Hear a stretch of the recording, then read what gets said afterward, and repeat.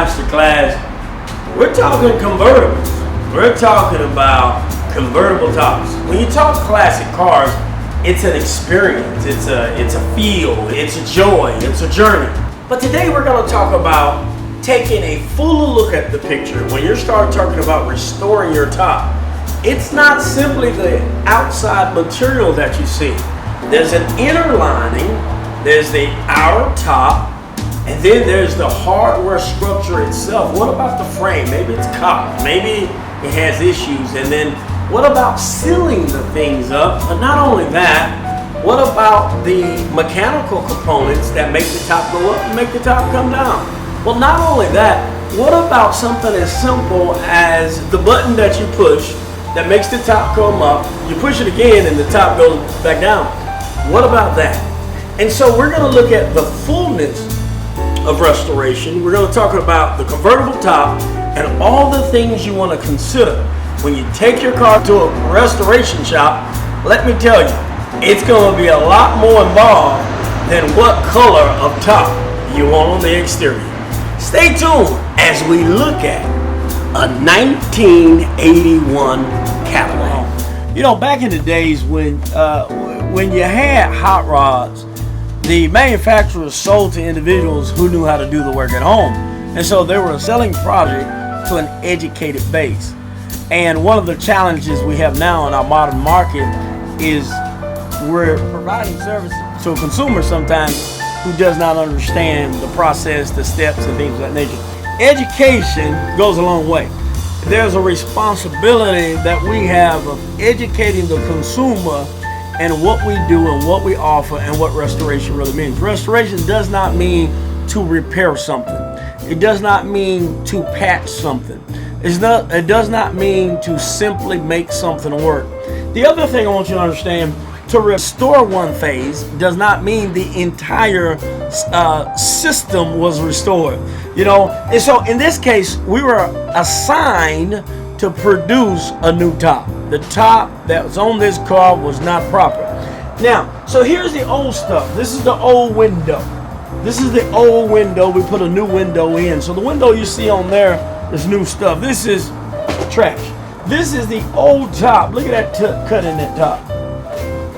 This is probably one of the main reasons that top needed to be replaced. But you'll see cuts and things. But this is the old chocolate top. This is the old bottom skirt. You'll see that we have new buttons in there. And so this is the old top here, how it was designed, how it was made. And it buttons on the side. But then when you let it down, you got to unbutton it and stuff like that. And so that's that on the top. And you can even see some more. This is the headliner, if you will. This is the material when the top is closed. This is the material that you see on the top side. It all blends, it all makes one piece. So in this business, there's a lot of shops and a lot of upholsterers, a lot of places. What they do, they'll call a big warehouse and they will order a new top. They'll order a new top, they'll get that top coming to you, and all they do is really install the top. And I think there's nothing wrong with that. But then you come to the heavyweights like City Classic Cars, and everything is made in-house. So here's a new material. You see that chocolate? That's the chocolate. And that's how it started. It started as a roll of fabric. What you see on this car is you see this top operating and coming up, and you see it closing, and it started as a roll of fabric. That's it. And then this is what we chose to that complements the outside of the color. But the main thing is when you're doing a headliner, you have to complement the interior of the car. And we did not match the seats per se, because the seats does not have has a true color in the sense it's the color that it is, but it's faded from its original intended color. So it has this special natural aged color to it. So we looked at that wood grain, and there was a slight color we saw in there, a little brightness in there, a little caramel in there, a little honey. And so we thought, hey, best thing to do is let's bring that out in that wood grain, so that wood grain pops.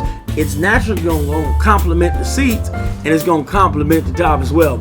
So when we're doing a top, the only thing we want to make sure is that the mechanism works, that the top comes up top locks in place, tops comes back down and folds in place. That's it. That's our assignment. We're not going to, unless it's a restoration. This is a top replacement. If it's a restoration, then yeah, we're going to look at the frame hardware. If that hardware is wrong, we're going to take it out. We're going to rebuild it. We're going to paint it all up, and we're going to put it all back in. If the motor is gone, we're going to replace the motor. We're going to put it back in. And so when you're contacting a shop and you're contacting a top restoration place, you really need to understand what is it that you want to accomplish. What's your goal? What's your concept? What's your idea? Because replacing a top does not mean that you have restored the frame and the motor and the tires and the rims and changed the spark plugs and painted the car and changed the seats. Hey, anyway, tell me about this project, man. The process of this project, it was kind of exciting because we start from zero. We start with these rolls of material, and we have two types. The ones go inside and they absolutely top. So we start creating our own pieces from the old ones, make sure it fits, make a few changes because it was the old one wear out pretty much. So we use even the proper thread we use on this particular project. It was it's a sun guard. This one is to be outside. We use it in boats and like on this material, convertible, because it's an outside product. So everything we use here is weatherproof. Even the stainless steel staples. So everything is proper to be outside. Will be last a long time because it's what we need to use. One of the things we find is that cars will come to our shop and clients will take them home. They just bought the car, they like the way the car looks, but they don't know how to operate it. And so in this 1981, if you're gonna let the top down, there's a couple of things you have to do. Two things that are very, very important. It is not push the button. You wanna no longer fasten the side. So just pop the sides loose. If you try to let the top down and these are still fastened, it's gonna create a problem. Just a small little step. You say, well, I have a power top. All I do is hit the button. No, you don't. You can't just hit the button. You have to pop these sides loose. The second thing that you want to do, and not so much in this order, the other thing you want to do, you have to unlock it. You have to manually lock it. It's a power top. It retracts itself forward. It retracts itself down. It's a retractable top, but it's not an automatic locking mechanism. So you have to lock it closed and you have to unlock it. On this car, we start checking all the movement parts, every single bolt. We make sure it's not tight, it's not loose, because it gotta have a free movement, coordinated with the motor. So we check all these, make sure it's even, it's right and even. And after that, yeah, I have this particular top, it have steps. You take it loose before you're gonna operate, and manual, take it loose, unlock it, and then bring it down. If after you do these two steps is required to operate this top, everything will be fine. And same thing when you're gonna close it. So everything is designed to function properly and friendly, as long as you do it the right steps. This car have a lock on each end. Every time you're gonna operate or either lock it or unlock it, you have to use it. Otherwise, you're not gonna work right. So you have two locks on each side. You have to do it even at the same time.